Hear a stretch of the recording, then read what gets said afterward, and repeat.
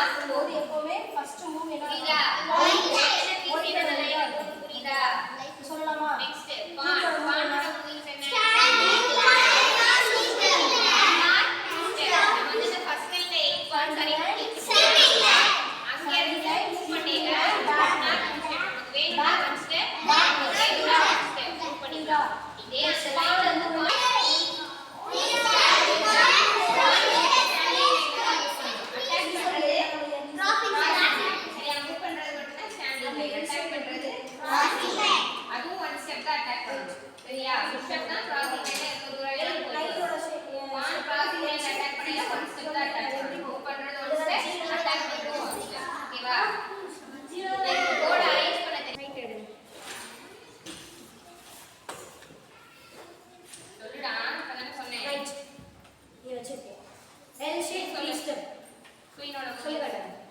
எப்படி போகும்